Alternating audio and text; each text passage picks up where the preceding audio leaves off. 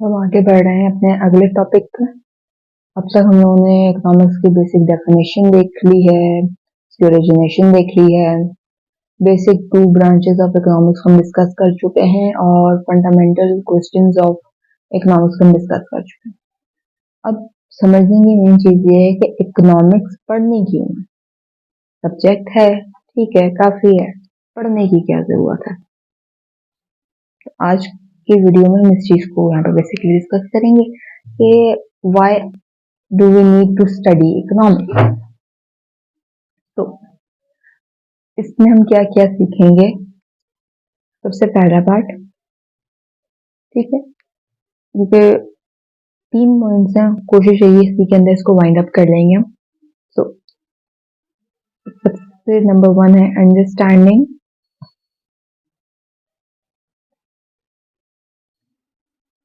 How society allocate resources. ठीक है, यानी कि हम इसमें ये सीख रहे हैं कि हमें ये समझ में आता है इकोनॉमिक्स पढ़ के कि हमारे पास एक लिमिटेड रिसोर्सेज हैं, ठीक है, और उनको यूज करते हुए हमें जो है वो अनलिमिटेड वांट्स एंड नीड्स है उनको पूरा करना है। मगर अब हमें ये चीज देखनी है कि ये किस तरीके से पॉसिबल है। बजटिंग होनी है, मल्टीपल अप्रोचेस से इसको यूज किया जाता है।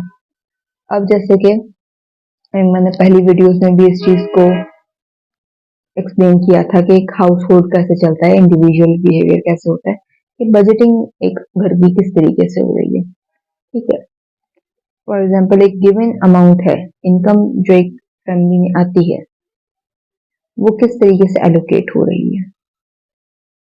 उससे आपके बिजली के बिल भी जाएंगे, ठीक है, गैस के बिल्स आए या यूटिलिटी बिल्स हैं जो जो यूज होते हैं, ठीक है। इसके अलावा घर में ग्रोसरी आएगी।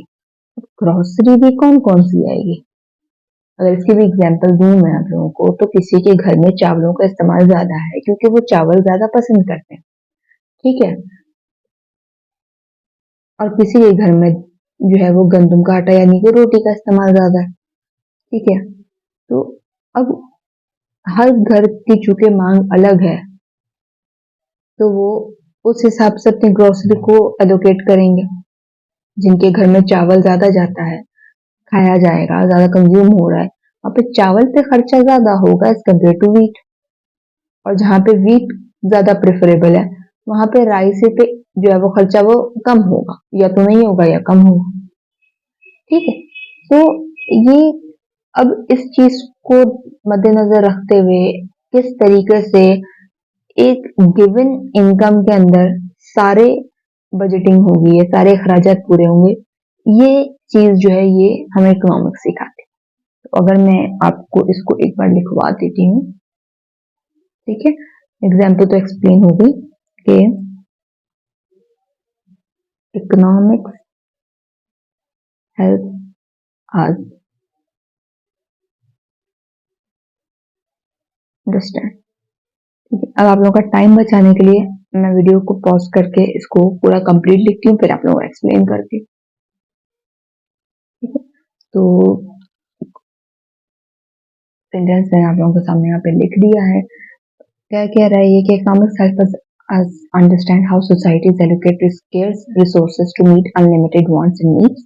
By studying economics, we can learn how to make informed decisions about how to allocate resources in our personal and professional lives. यानी एक तो आपके घर की एग्जाम्पल हो गई कि आपने बजटिंग कैसे करनी है, ठीक है, मगर बजटिंग सिर्फ घर में तो नहीं हो रही, ठीक है, हम गवर्नमेंट लेवल पे भी हो रही है, ठीक है। गवर्नमेंट का बजट जो है वो भी सेम चीजों को देखते हुए किया जाता है कि आपके मुल्क को किस चीज की ज्यादा जरूरत है, उस पर ज्यादा इनकम लगाई जाती है as compare to the least prioritize thing, ठीक है। अगला रीजन, ठीक है, अगला पॉइंट जिसकी वजह से हम इकोनॉमिक्स को पढ़ते हैं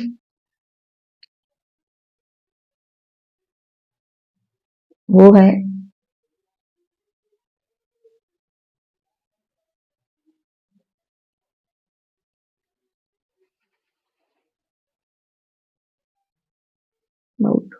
पर्सनल फाइनेंस, ठीक है, यानी कि making informed decision about personal finances. तो ये क्या चीज है? देखिए, इसको मैं एक्सप्लेन करती हूँ कि आपने जो इनकम थी उसमें से कुछ अमाउंट सेव की, ठीक है, टोटल आपकी इनकम थी उसमें से जो आपने कंज्यूम कर लिया वो कर लिया, यानी कंजम्पशन का मतलब ये नहीं है कि आपने सिर्फ खाया, क्योंकि जो जो चीजें, अगर आपने बिजली का बिल पे किया है तो आपने बिजली भी तो कंज्यूम की थी ना, ठीक है। तो कंजम्पशन डजंट मीन्स कि सिर्फ और सिर्फ वो चीजें जो कि आपने नवाले बना के मुंह में डाला है, you have consume that thing, वो बिजली भी है, गैस भी है, वो सारा कुछ, यानी कि जितने आपके एक्सपेंडिचर थे वो जो है उसको मिला के सेविंग्स आपकी, ठीक है। तो ये आपकी टोटल इनकम होती है, इसी तरीके से एलोकेट होगी, ठीक है। तो अब ये सेविंग्स पॉजिटिव भी हो सकते हैं, नेगेटिव भी हो सकते हैं, इसकी तफसीलात में अभी नहीं जा रही, मैं मुद्दे की बात पे आ रही हूँ कि जो आपकी ये सेविंग्स यानी जो कंज्यूम होना था वो पार्ट तो हो गया, वो तो खर्चा हो गया, जो सेविंग्स है अब वो आपने इन्वेस्ट करनी है, ठीक है, सेव करनी है, या ये सेविंग ये वाली अमाउंट जो है आपके पास जरूरत है आपको आपको बोरो करनी है, ठीक है। तो इस चीज का फैसला आप कैसे करोगे? तो सर, अब क्योंकि अमाउंट आपके पास है, आपको ये, फॉर एग्जाम्पल मैं अज्यूम करती हूँ आपको पता है स्टॉक के अंदर इन्वेस्ट करना है, अगर कौन से स्टॉक में इन्वेस्ट करेंगे, स्टॉक मार्केट के अंदर कई सारे स्टॉक्स हैं, म्यूचुअल फंड्स होते हैं और बहुत सारी वैरायटी मौजूद है जहां से आप अपने सेविंग्स कर सकते हैं। तो इकोनॉमिक्स आपको ये जो है सिखाता है कि आपने इसमें रिस्क कैसे कैलकुलेट करना है, बेनिफिट कैसे कैलकुलेट करेंगे, कंपेयर कैसे करेंगे दो स्टॉक्स को, ठीक है।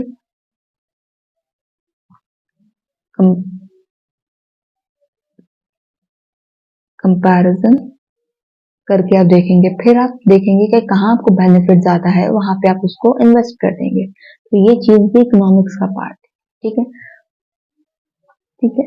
तो इसको यहाँ पे लिख देते हैं। मैं फिर वही करूंगी कि मैं वीडियो को पॉज करूंगी और पूरा लिख दूंगी ताकि आप लोगों का टाइम बचे, ठीक है। तो ये मैंने इसके बारे में एक तो चंद लाइनें लिखी ताकि आप लोगों के लिए आसान हो जाए। तो इकोनॉमिक्स बेसिकली मदद कर रहा है कि हम एक इन्फॉर्म्ड किस्म के डिसीजन कैसे लें हमारे पर्सनल फाइनेंसेस के बारे में। इन्वेस्टमेंट होगी, जो हमने सेविंग किया उसको इन्वेस्ट करना है, ये हमारे पास कमी बेशी हो गई हमारी इनकम में, हमारे खर्चा ज्यादा है तो बोरोइंग करनी है। इन सारी सिनेरियो के लिए भी इकोनॉमिक्स पढ़ी जाती है ताकि हम अपने लॉन्ग टर्म फाइनेंशियल गोल्स को देख सकें कि जो आज हमारे पास पैसे हैं वो आगे चल के जो है हमारे फायदेमंद रहे, तो वो इन्वेस्ट कर दिए जाते हैं। एग्जाम्पल जो मैंने अभी आप लोगों को एक एग्जाम्पल दी थी, मैंने वही चीज यहाँ पे रखी कि पैसे थे आपके पास, आपने स्टॉक मार्केट के अंदर इन्वेस्ट करने थे, ठीक है? अब अगर आप वैसे ही जाके अपनी मर्जी से कोई भी रैंडमली तुक्का लगा के पिक कर लेंगे तो आपको नहीं अंदाजा कि आपने कैसे डिसीजन लिया, क्योंकि आपको तो अंदाजा ही नहीं था कि उसका रिस्क है, बेनिफिट कितना है, क्या है, या बाकियों के साथ कैसा है। आप जब तक कंपैरिजन नहीं करेंगे आपको इस चीज का अंदाजा नहीं होगा। मगर उससे पहले आप लोगों को ये समझना भी जरूरी है कि उनकी परफॉर्मेंस को देखा कैसे जाएगा। तो वो सारी चीजें इकोनॉमिक्स सिखाती है कि आपने ये एनालाइज कैसे करना है कि स्टॉक्स की परफॉर्मेंस क्या है, उससे एसोसिएटेड रिस्क कैसे कैलकुलेट होगा, बेनिफिट कैसे कैलकुलेट होंगे, और उस हिसाब से फिर आप कंपैरिजन करेंगे और एक बेस्ट जो आपके हिसाब से बेस्ट है, जो रैशनल चॉइस है, आप उसको यहाँ पे पिक करेंगे, ठीक है। सेकंड पार्ट ये होगा। लास्ट पार्ट के हम इकोनॉमिक्स को क्यों पढ़ रहे हैं, ठीक है। Last part is understanding global events and trends, यानी कि आपके इंटरनेशनल जो इवेंट्स होते हैं उनको समझना, उसका इम्पैक्ट क्या हो सकता है, इस चीज को समझने के लिए भी,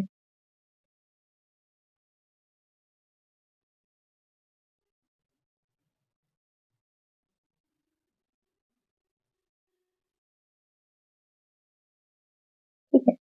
तो इसको ये देखा जाए कि इकोनॉमिक ग्रोथ, इन्फ्लेशन, ट्रेड की पॉलिसीज किसी और मुल्क में क्या बढ़ रही है, उसकी वजह से हमारे मुल्क पे क्या इम्पैक्ट बनेगा, तो ये सारी चीजें समझने के लिए भी जो है इकोनॉमिक्स का डाटा समझना है, ग्लोबल इवेंट्स क्या हो रहा है, उसका इम्पैक्ट क्या क्या पड़ सकता है, ये सारी चीजें जो है उसमें आएंगी। चले एक इसकी एग्जाम्पल मैं आप लोगों को दे देती हूँ कि कोविड-19 आया था, ठीक है। अब कोविड-19 यहाँ तक कि सिर्फ और सिर्फ चाइना में था, मगर उसने पूरे दुनिया पे असर डाल दिया, लोग बीमारी फैल तो गई, इसके अलावा आपके हर जगह पे जो है वो बिजनेसेस ठप हो गए, बिजनेस काम करना बंद कर चुके थे, बहुत सारे बिजनेसेस बिल्कुल लोएस्ट पे आ गए, कुछ बहुत सारे बंद हो गए, बहुत मुश्किल से चलने वाले जो काफी स्ट्रॉन्ग बिजनेसेस थे वो आज तक वापस रिकवर नहीं हो पाए हैं, इस ऐसे स्टेजेस पे भी था। तो ये एक ग्लोबल इवेंट था जो कि ग्लोबल हुआ, उसका असर हर एक कंट्री पे पड़ गया। ये बात इकोनॉमिक्स का डाटा भी बता रहा है, ये बात रिसर्चेस भी बता रही हैं, और ये चीजें प्रेडिक्ट भी कर दी गई थी। तो जिन्होंने प्रेडिक्ट किया था उन्होंने कैसे प्रोडक्शन दे दी, उनको इकोनॉमिक्स के ट्रेंड्स का अंदाजा था, इस वजह से उन्होंने इस चीज की प्रोडक्शन दे दी थी कि ये जो ऐसा ऐसा हर जगह फैलेगा और हर जगह लॉकडाउन लगेगा, तो आप लोगों का बिजनेसेस पे बुरा वक्त आ जाएगा, आपकी इकोनॉमी जो है वो डिग्रेड कर जाएंगी, उनमें वो ग्रोथ नहीं रहेगी जो आप एक्सपेक्ट कर रहे थे, और वही चीज हमने देखी। ठीक है, तो इसके बारे में भी चंद लाइनें हैं वो मैं लिखती हूँ, उसके बाद मैं आपसे इसको कंटिन्यू करती हूँ।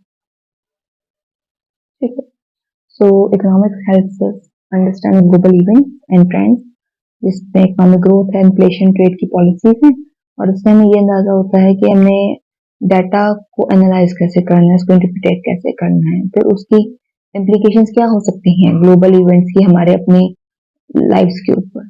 अब इसकी अगर मैं एग्जांपल देती हूँ, फॉर एग्जांपल एक एग्जांपल है, ठीक है, इट्स पाकिस्तान एंड यूएस। ठीक है, अब मैं अज्यूम कर रही हूँ कि यूएस ने हमारे पास से इम्पोर्ट होने वाले एक प्रोडक्ट के ऊपर जो है वो टैक्स लगा दिया, टैक्स यानी कि रुकावट लगा दी, एक किस्म का टैरिफ, बेसिकली टैक्स ही है इम्पोर्ट के ऊपर, कि उसने वो रुकावट लगा दी। ठीक है, एक किस्म का उसमें जो है वो टैरिफ है इम्पोर्ट के ऊपर लगा दिया। ऐसे ये होगा कि टैरिफ से बेसिकली होगा कि इसकी कीमत बढ़ जाएगी, तो क्योंकि उसकी कीमत बढ़ जाएगी, परचेजिंग पावर कम हो जाएगी, लॉ ऑफ डिमांड को यहाँ पे यूज करते हुए, तो इंपोर्ट्स कम होंगी यूएस के अंदर। ठीक है, अब अगर यहाँ पे इंपोर्ट्स कम हो रही हैं, इसका मतलब हमारे पास से एक्सपोर्ट्स कम हो जाएंगे, क्योंकि हमारे पास से जो जा रहा था हमारी एक्सपोर्ट्स है, वो उनकी इंपोर्ट्स थी। ठीक है, इन द सेम वे एक और एग्जांपल अगर मैं एक और देती हूँ, इसको टाइप पे करके, ठीक है, हमने अपने पास इंपोर्ट्स करवाई थी एक गुड की, ठीक है, हमारे ही पास उसके ऊपर लग गया टैरिफ। ठीक है, यानी कि अब जो मैं इंपोर्ट पहले $500 में फॉर एग्जांपल इंपोर्ट कर रही थी, अब वो टैरिफ तक के सारा कुछ लग के 510 पे आ रही है। ठीक है, अब ये जब वहां से आके हमारे मुल्क में बटेगी, यानी चीज मार्केट में लेकर आएंगे, तो ऑफ कोर्स ये पहले से महंगी होगी। ठीक है, तो क्या होगा कि इंपोर्ट जो है वो अब महंगी आ रही है, तो इंपोर्टेड गुड्स कम यूज होंगी। अगर मैं बाकी सारी चीजों को कांस्टेंट रख रही हूँ यहाँ पे, इनकम हमारी कांस्टेंट है, हम लोग जो इम्पोर्ट गुड्स आ रहे हैं हम लोग वही यूज कर रहे हैं, मगर आप चूंकि वो महंगी हो गई है, अब हम उनको यूज नहीं कर पाएंगे क्योंकि वो हमारी परचेसिंग पावर से बाहर चली गई।